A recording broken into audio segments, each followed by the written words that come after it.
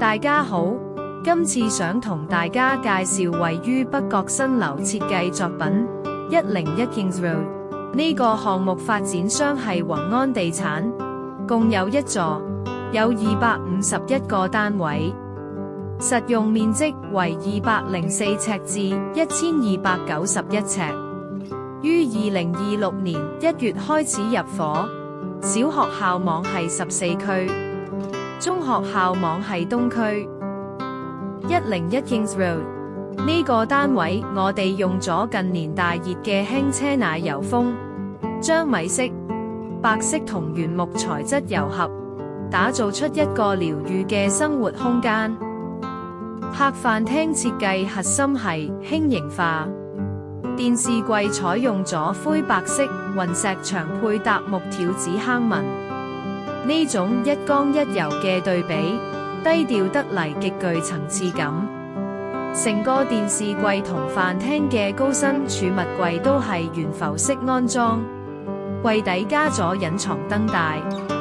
呢種做法唔單止消滅咗空間壓迫感，仲帶嚟一種空氣感照明。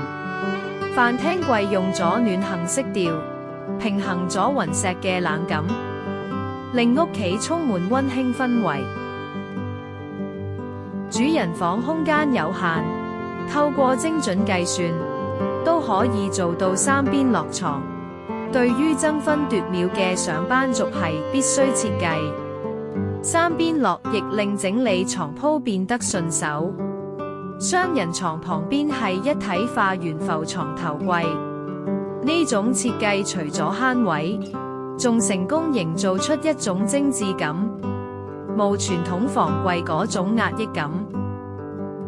另一間房延續咗奶油北歐風，功能方面，呢度既係衣帽間，亦係鋼琴工作室。高身衣櫃加入咗開放式掛衣架，方便屋主掛成日穿搭嘅衣服或者大褸。預留咗鋼琴位，配合屋主嘅需要。一個空間，兩種用途，係細單位最需要嘅靈活設計。希望大家鍾意今次介紹嘅設計。想知更多 Base Design 最新資訊，記得 subscribe 我哋 YouTube channel，follow Facebook 同 IG 啦。